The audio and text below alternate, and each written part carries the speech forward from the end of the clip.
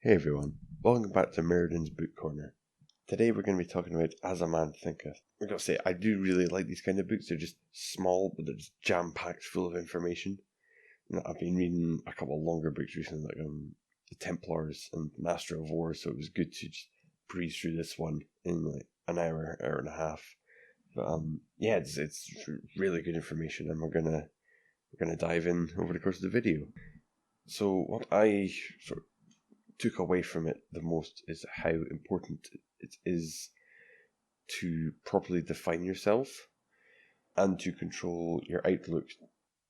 In life, you need to figure out what's in your control and what's not in your control. So even in bad times, you can always control how you choose to view things. I know it can be hard if you only ever see things negatively. You can think that it's impossible to see them good, but it does take a lot of conditioning. But because your outlook is something that you can control, you can change how you view the world, and you can therefore change how you respond to it, and therefore who you are as a person.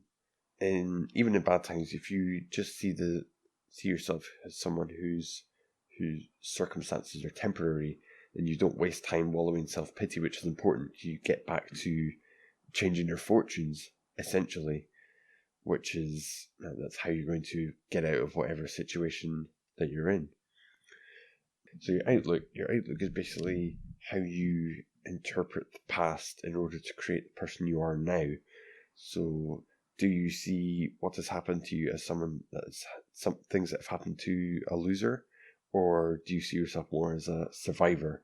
So they're both technically the same thing, but a survivor's got more of a positive outlook. It's saying, "Oh, poor me." It's like, well, these things have happened, but I'm still here, and we're going to get back to work now. You ultimately define the person you're going to be because you're the only person who ultimately interprets your past and decides what to make of it.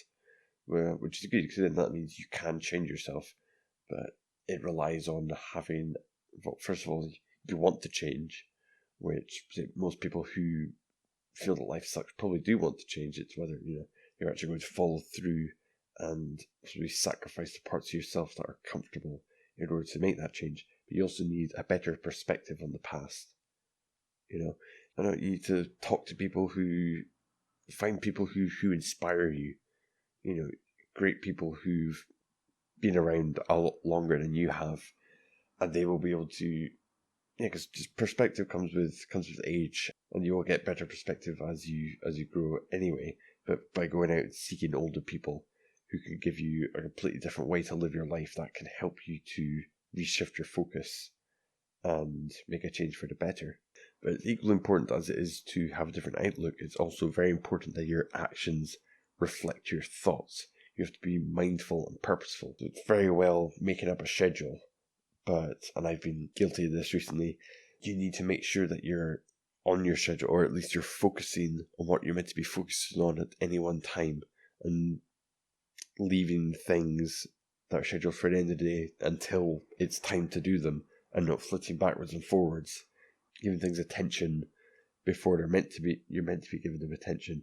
Also, being mindful and purposeful just means, in this sense, it's more about, you might want to be a good person, but if you're still undercutting yourself, or if you want to be on a good diet, but you're still indulging yourself with sweets, then you're going to feel rotten because you can't reach your goal, but in the end, the only person who's holding you back is yourself. So you need to put your actions in accordance with the new you.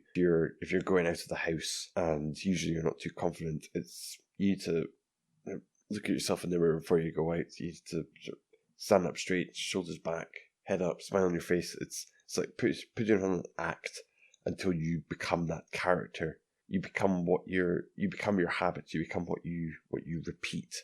Just as if you define yourself as a nobody, then over time you will become a nobody. But if you believe that you've got a purpose, you've got a reason to get up in the morning, then soon enough you will become a purposeful person that other people will look to. You become what you focus on and what you dream about. So that's why it's important to dream big.